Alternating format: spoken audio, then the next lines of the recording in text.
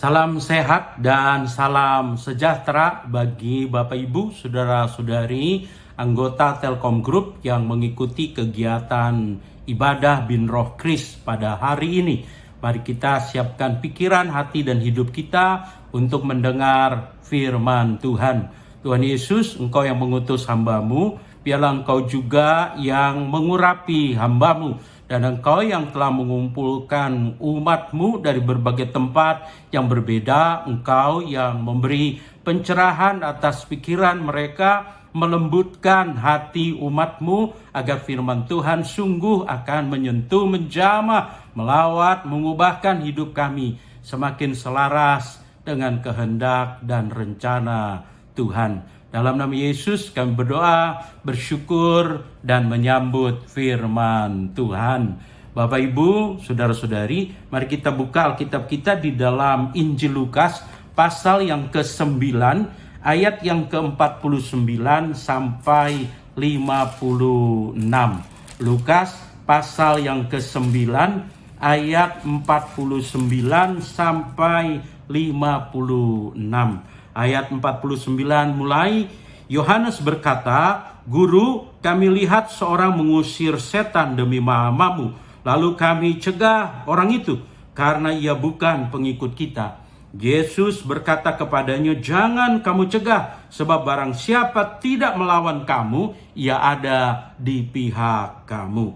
Ketika hampir genap waktunya, Yesus diangkat ke sorga. Ia mengarahkan pandangnya untuk pergi ke Yerusalem, dan ia mengirim beberapa utusan mendahului dia. Mereka itu pergi lalu masuk ke suatu desa orang Samaria untuk mempersiapkan segala sesuatu baginya. Tetapi orang-orang Samaria itu tidak mau menerima dia karena perjalanannya menuju Yerusalem. Ketika dua muridnya, yaitu Yakobus dan Yohanes, melihat hal itu, mereka berkata, "Tuhan, apakah Engkau mau supaya kami menyuruh api turun dari langit untuk membinasakan mereka?" Akan tetapi ia berpaling dan menegur mereka. Lalu mereka pergi ke desa yang lain. Saya memberi judul khotbah pada siang hari ini, harmoni dalam bekerja untuk meraih kinerja unggul perusahaan. Gus Dur mengingatkan Indonesia yang merupakan salah satu negara yang paling beragam, lebih dari 750 suku, bangsa, dan lebih dari 583 bahasa daerah. Dan beliau berkata, keragaman adalah keniscayaan akan hukum Tuhan atas ciptaannya. Tidak heran kalau beliau layak untuk disebut sebagai Bapa keberagaman. Presiden Jokowi dalam memperingati Sumpah Pemuda tanggal 28 Oktober 2017 menyerukan, pemuda Indonesia, kita tidak sama, kita kerja sama. Walaupun banyak sekali perbedaan, bahkan keberagaman, Presiden Jokowi mengingatkan, wahai pemuda-pemudi Indonesia, belajarlah untuk dapat tetap bekerja sama. Untuk menggalang harmoni dalam bekerja, kita perlu hati yang besar.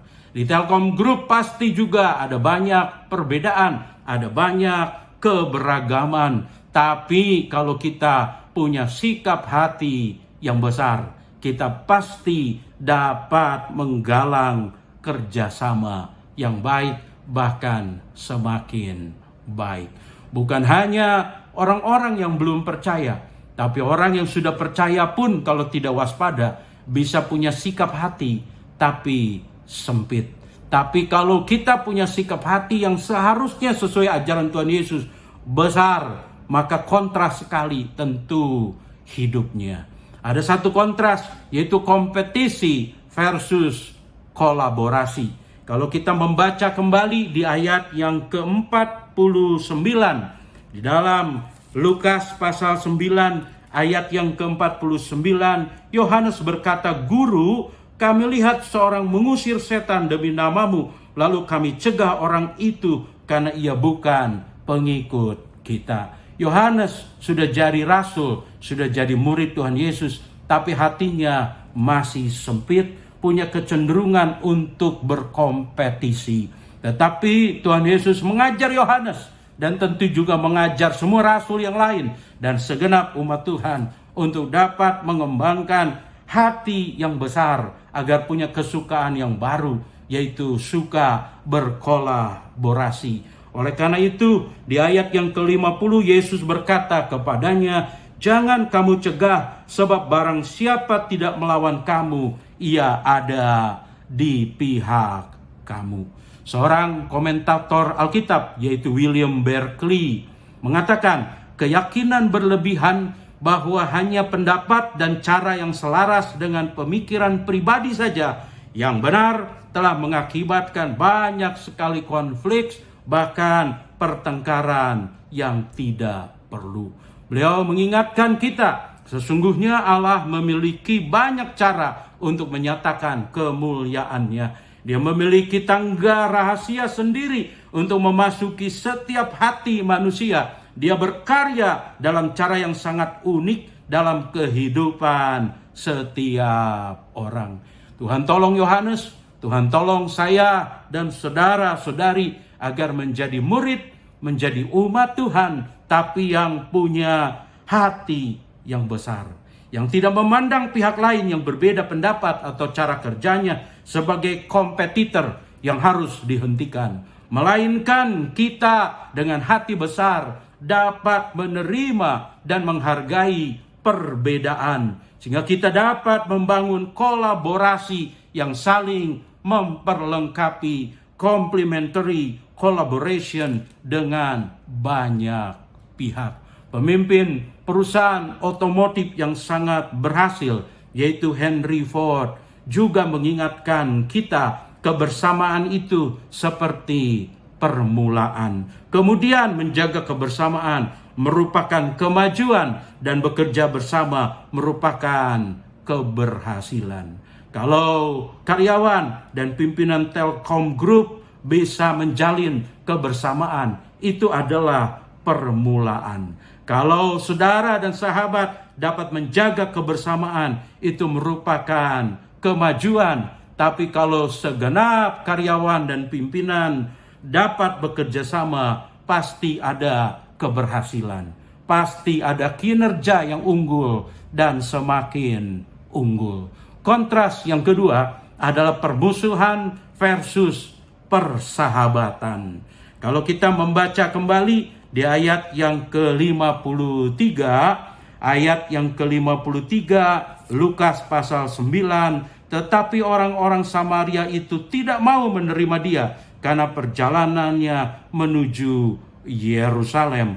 Orang Samaria ini berhati sempit, sudah bermusuhan dan terus juga menambah permusuhan. Tetapi bukan cuma orang Samaria, ternyata murid Tuhan pun kalau tidak waspada bisa punya hati yang sempit. Karena diceritakan di ayat yang ke-54, ketika dua muridnya, yaitu Yakobus dan Yohanes melihat hal itu, mereka berkata, "Tuhan, apakah Engkau mau supaya kami menyuruh api turun dari langit untuk membinasakan mereka?" Galak banget Yakobus dan Yohanes terhadap orang Samaria yang dengan hati sempit mereka pandang sebagai musuh. Tetapi Tuhan Yesus mengetuk hati mereka, mengajar Yakobus dan Yohanes, tentu semua murid yang lain, juga segenap umat Tuhan, agar mengembangkan sikap hati yang besar, yang suka menambah dan terus menambah sahabat-sahabat. Lihat ayat yang ke-55, akan tetapi ia, yaitu Yesus, berpaling dan menegur mereka. Lalu mereka pergi ke desa yang lain. Yakobus dan Yohanes ditegur dengan keras oleh Tuhan Yesus karena masih membiarkan hati mereka sempit, begitu sempit, dan terus memelihara bahkan mengembangkan permusuhan terhadap orang Samaria. Memang secara historis orang Israel bermusuhan dengan orang Samaria. Mereka tidak bergaul dengan orang Samaria. Seperti diceritakan di Yohanes pasal yang keempat, ayat yang ke-9. Dengan sangat-sangat heran, wanita Samaria itu berkata kepadanya, "Masakan engkau seorang Yahudi minta minum kepadaku seorang Samaria?" Orang Yahudi tidak bergaul dengan orang Samaria. Orang Yahudi bahkan menyejajarkan orang Samaria dengan pengikut setan. Lihat Yohanes pasal yang ke-8 kali ini, ayat yang ke-48. Yohanes pasal 8 ayat yang ke-48. Diceritakan di sana, orang-orang Yahudi menjawab Yesus, "Bukankah benar kalau kami katakan bahwa engkau orang Samaria dan kerasukan setan?"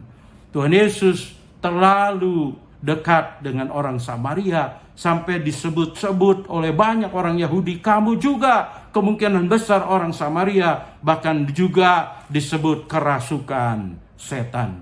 Tapi itu tidak menghalangi Tuhan Yesus untuk membangun terus dan terus persahabatan, jembatan persahabatan dengan orang Samaria. Ia secara sengaja melintasi daerah Samaria. Di Yohanes kembali pasal yang keempat, ayat yang keempat. Yohanes pasal 4 ayat yang keempat, ia harus melintasi daerah Samaria. Padahal orang Yahudi kalau mau pergi ke Samaria, pada umumnya mereka menyeberang terlebih dahulu ke Sungai Yordan. Lalu mereka melintasi daerah Dekapolis dan menyeberang lagi ke Sungai Yordan. Baru kemudian mereka masuk ke Yerusalem. Tetapi Tuhan Yesus tidak melakukan praktek yang umum dilakukan oleh orang Yahudi tersebut. Dia secara sengaja bahkan mengatakan sebagai obligasi moral dia harus melintasi daerah Samaria. Ketika dia menyampaikan perumpamaan yang baik hati, orang yang baik hati, sesama yang baik hati, yang disebutkan sebagai orang yang baik hati itu secara sengaja juga oleh Tuhan Yesus adalah orang Samaria. Lukas pasal yang ke-10 ayat yang ke-33, Lukas pasal yang ke-10 ayat yang ke-33, lalu datang seorang Samaria yang sedang dalam perjalanan ke tempat itu, dan ketika ia melihat orang itu, tergeraklah hatinya oleh belas kasihan. Ketika ada cerita lain, yaitu 10 orang kusta disembuhkan, 9 yang lain tidak kembali, tapi ada 1 yang kembali. Di Lukas pasal yang ke-17, ayat yang ke-16, ada 1 yang kembali dan menyampaikan ucapan syukur, ayat yang ke-16.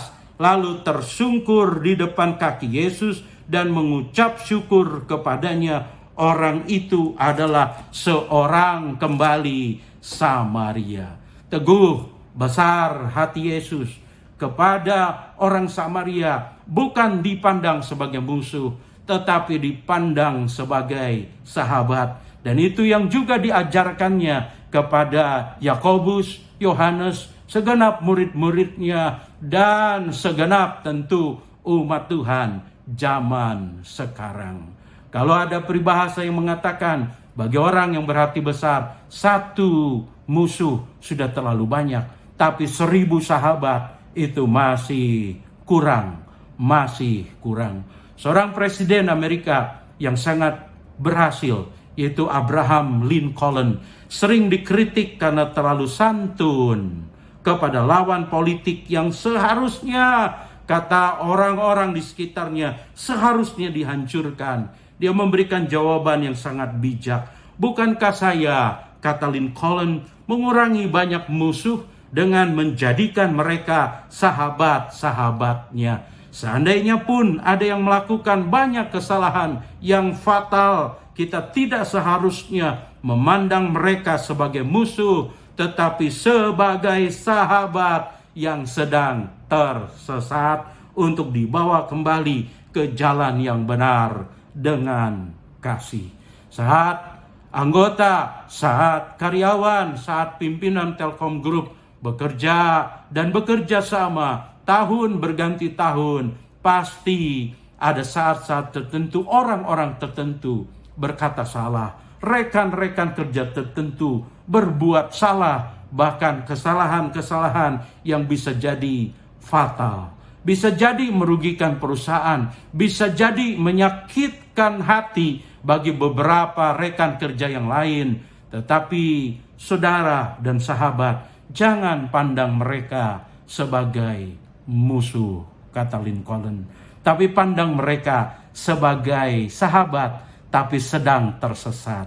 Rangkul mereka kembali dengan kasih Tuhan, supaya bertobat kalau mereka berdosa, supaya kembali ke jalan yang benar, supaya bekerja kembali dengan baik, supaya dapat menjalin kembali kerjasama yang baik satu dengan yang lain. Ada seorang bernama Nur Zaki, dia menulis sebuah puisi, judulnya Terima Kasih. Terima kasih, terima kasih, bantuanmu yang berharga, kerjasama yang keras membuatku tersenyum. Atas kerjasama kita terlaksanalah yang diinginkan, saling menggenggam tangan satu dengan yang lain demi satu yang dituju. Terima kasih, ku katakan pada kita, kerjasama yang indah, hasilkan yang terindah. Terima kasih, terima kasih. Hamba berdoa untuk segenap pimpinan, bahkan segenap karyawan Telkom Group, agar hati mereka semakin besar ya Tuhan. Agar hati saudara dan sahabat semakin besar. Dengan kemudian ada kesukaan untuk berterima kasih. Terima kasih, terima kasih. Terima kasih untuk kesehatan yang Tuhan beri. Terima kasih untuk kehormatan dapat bekerja di Telkom Group. Terima kasih untuk kesempatan dapat bekerja sama satu dengan yang lain di tengah keberagaman. Walaupun ada yang pernah berbuat salah, ada pengampunan yang sempurna dari Tuhan, saling mengampuni seperti Tuhan telah mengampuni, sehingga kerjasama dipulihkan sungguh indah. Dan ketika kerjasama semakin baik, pasti kinerja perusahaan yaitu Telkom Group juga menjadi baik, lebih baik, unggul, dan semakin unggul, semakin mempermuliakan Tuhan, semakin menyejahterakan karyawannya, semakin menjadi berkat bagi banyak orang, bahkan semakin banyak orang. Mari tundukkan kepala, kita berdoa bersama-sama. Tuhan Yesus, hamba sudah selesai berbicara, tapi biarlah Roh Kudus terus berbicara di hati setiap karyawan dan pimpinan Telkom Group ini, agar dengan sikap hati yang besar, kami Tuhan sebagai umat-Mu tidak berkompetisi dengan orang-orang yang kami anggap berbeda, tapi kami dapat berkolaborasi, saling memperlengkapi satu dengan yang lain. Kalaupun pernah ada yang berbuat salah, kami tidak memandang mereka sebagai musuh ya Tuhan, tapi sebagai sahabat. Kami rangkul kembali dengan kasih. Kami ampuni seperti Tuhan telah mengampuni kami. Hingga kerjasama kembali terjalin, baik semakin baik. Dan perusahaan kami, Telkom Group, punya kinerja yang unggul, semakin unggul. Semakin menjadi berkat bagi negara ini, semakin menjadi berkat bagi karyawan, bagi rekanan, bagi masyarakat, bagi banyak orang, dan semakin banyak orang. Pada hari ini kami juga menaikkan pokok-pokok doa syafaat kami. Kami berdoa untuk anggota Binroh yang sedang isoman karena terpapar COVID. Mungkin ada yang sedang di rumah sakit, mungkin ada yang isolasi mandiri di rumah. Biarlah Tuhan hadir memberkati semua dokter, perawat, dan obat-obatan sehingga kesembuhan terjadi bagi mereka. Kami bersyukur kalau ada yang sudah bisa menyelesaikan isolasi mandiri, sudah bisa pulang ke rumah. Biarlah Tuhan melanjutkan pemulihan agar mereka sungguh-sungguh pulih, bukan cuma tubuhnya sehat kembali, tapi jiwanya segar kembali dan rohnya berkobar kembali. Kami juga berdoa untuk karyawan yang WFO maupun yang WFH agar dapat memberikan kontribusi yang tetap positif bagi perusahaan. Kami berdoa untuk para pemimpin agar ditambah-tambahkan oleh Tuhan hikmat-Mu dalam kebijaksanaan untuk memberikan, bahkan untuk meningkatkan kesejahteraan bagi karyawan. Kami juga berdoa untuk seluruh anggota Binroh Kris di Telkom Group agar mereka semangat, tetap semangat, bahkan semakin semangat untuk dapat mengikuti kegiatan ibadah Binroh. Kami juga berdoa untuk Indonesia, dari Sabang sampai Merauke, dari Pulau Mianga sampai Pulau Rote. Biarlah Tuhan melindungi dan memberkati bangsa kami, Indonesia. Biarlah Tuhan tolong agar vaksinasi dapat berlangsung semakin cepat dan semakin merata, agar herd immunity segera terjadi di Indonesia, sehingga korban COVID-19 semakin berkurang-kurang menuju titik nol, dan kesembuhan semakin bertambah-tambah sampai bangsa kami Indonesia berkemenangan atas COVID-19. Pada akhirnya, Bapak, Ibu, Saudara-saudari, mari kita angkat kedua tangan kita, arahkan hatimu ke sorga. Terimalah berkat dari Allah Bapa, dicurahkan besar, berlimpah-limpah, baru di setiap hari, bahkan setiap saat kehidupanmu.